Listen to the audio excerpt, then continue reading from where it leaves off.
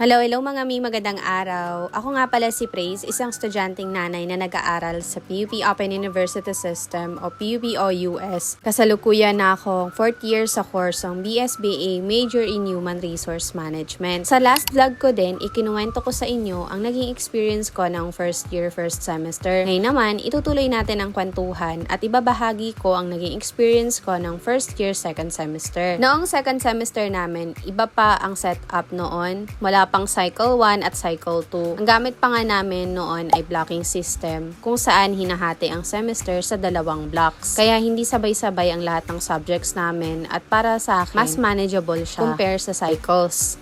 Sa block 1, 3 lang ang subjects namin. Yung una ay Purposive Communication at Science, Technology, and Society.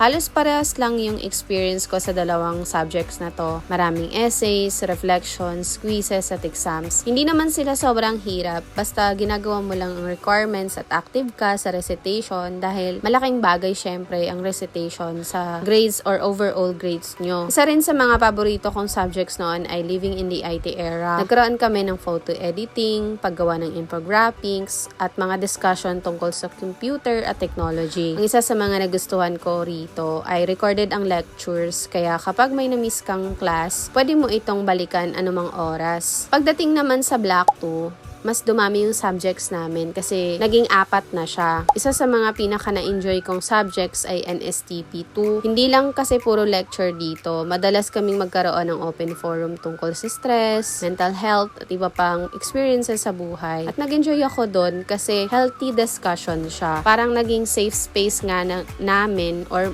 siguro sa akin parang naging safe space siya para sa aming mga estudyante.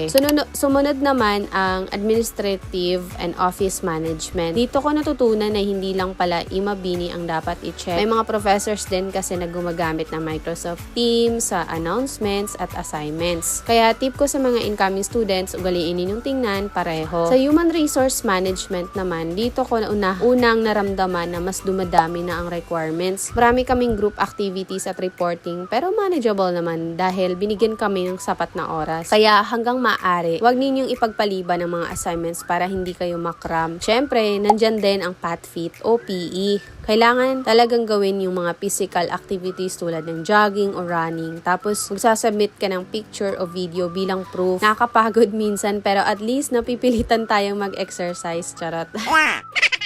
So, ayun, yun yung overall na masasabi kong mas manageable pa ang first year kumpara sa experience ko ngayon.